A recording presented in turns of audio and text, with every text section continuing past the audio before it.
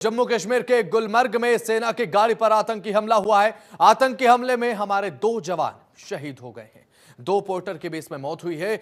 गुलमर्ग आतंकी हमले की पीएएफएफ ने जिम्मेदारी ली है। यह बड़ी खबर आपको बता रहे हैं। हमले को 2 आतंकियों ने अंजाम दिया है। सूत्रों के हवाले से यह बड़ी खबर है। और बारामूला में सुरक्षा बलों की तरफ से सर्च ऑपरेशन लगातार जारी है। आतंकी हमले में हमारे 2 जवान शहीद हो गए और गुलमर्ग आतंकी हमले की जिम्मेदारी पीएएफएफ ने ली। अब देखने की बात यह होगी कि क्या सख्त कार्रवाई देखने को मिलती है। हालांकि सर्च ऑपरेशन लगातार चलाया जा रहा है।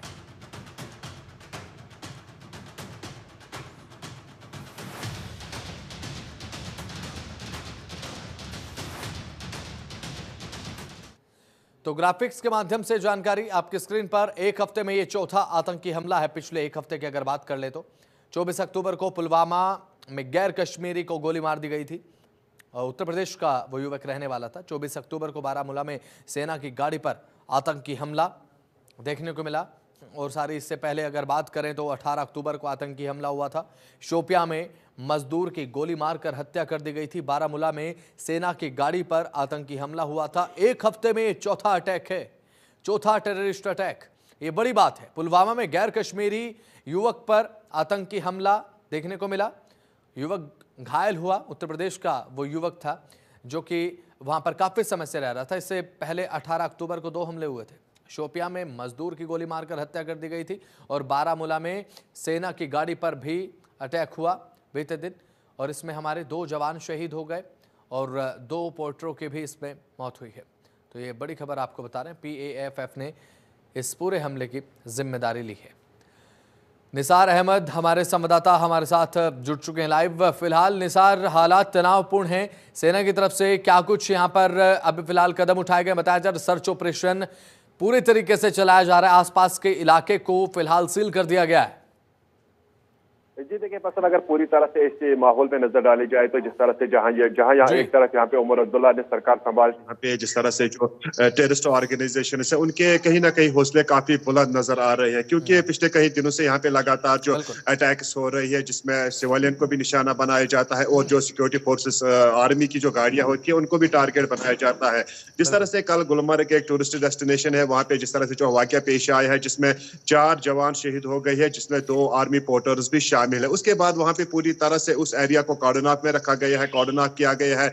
यहाँ पे दूसरी तरफ एलजी मनोज सिन्हा ने भी एक आला सतह मीटिंग यहाँ पे बुलाने का फैसला लिया है, ऐलान किया है, जिसमें तमाम सिक्योरिटी एजेंसीज के जो ओहदेदारान है वो इस मीटिंग में शिरकत करेंगे और पूरी तरह से जो सिक्योरिटी सूरत हाल है जम्मू कश्मीर में उसका पूरी तरह से यहाँ पे जायजा लिया जाएगा। किसी न किसी तौर अगर देखा जाए तो जो ही यहाँ पे हुकूमत बनी है तो उसके बाद यहाँ पे जिस तरह से जो आतंकी संगठन है उनके काफी हौसले बुलंद नजर आ रहे हैं। क्योंकि कई अटैक्स यहाँ पे अंजाम दिए गए हैं जिनमें आम शहरों की भी जान गई है, जो नॉन लोकल्स है उनकी भी जान गई है। कल भी जिस तरह से जो त्राल के इलाके में एक नॉन लोकल मजदूर को वहां पे टारगेट बनाया गया है। कहीं ना कहीं तौर पर अगर देखा जाए तो जो यहाँ की अपोजिशन है उन्होंने भी काफी सवालात खड़े किए हैं। इल्तिजा मुफ्ती ने भी, महबूबा मुफ्ती ने भी, सजाद गनी लोन ने भी और इंजीनियर रशीद ने भी ये सवालात उठाई है कि आखिर उमर अब्दुल्ला की हुकूमत संभालते ही ये क्या हो रहा है जम्मू कश्मीर में। अगरचे उमर अब्दुल्ला ने भी काफी तशवीश का इजहार किया और पूरी तरह से इस हमले की मजम्मत की है, लेकिन उसके बावजूद भी विपक्ष जो अपोजिशन है वो बार बार यही सवाल कर रही है कि जम्मू कश्मीर में जब से हुकूमत बनी है तब से एक नया यहाँ पे दौर शुरू होने की तरफ जम्मू कश्मीर जा रहा है। क्योंकि 2019 के बाद जो यहाँ के आतंकी संगठन है 2019 से पहले के बाद काफी हद तक वो खत्म से हो चुके हैं, लेकिन जो ही हुकूमत बनी है उसके बाद यहाँ पे जिस तरह से जो एक बार फिर जो मिलिटेंट ऑर्गेनाइजेशन है उनके हौसले काफी बुलंद नजर आ रही है। लेकिन जिस तरह से जो एक टूरिस्ट डेस्टिनेशन है गुलमर्ग है वहां पे ऐसा वाकया पेश आना लगा तकरीबन अगर बात की जाए तो पिछले कई सालों से काफी पुरअमन इलाका माना जाता था। वहां पे लाखों की तादाद में टूरिस्ट जाते थे, ऐसा वाकया कभी पेश नहीं आया। लेकिन जिस तरह से वहां पे एलओसी के करीब वहां पे आर्मी की गाड़ी को टारगेट बनाया गया है, वहां पे शहादतें भी हुई है, लेकिन ये काफी किसी न किसी हद तक जो उमर अब्दुल्ला की सरकार है उसके लिए भी चैलेंज है, जो सिक्योरिटी एजेंसी है उनके लिए भी एक बहुत बड़ा चैलेंज है। फिलहाल देखना ये बाकी है कि किस तरह से जो सिक्योरिटी सिक्योरिटी एजेंसी है जम्मू कश्मीर की, वो किस तरह से जो यहाँ पे मंसूबे बनाए जा रहे हैं आतंकी संगठनों की तरफ से, उनको हाँ। खात्मा करने के लिए कौन सी हिकमत अमली अपनाएंगे।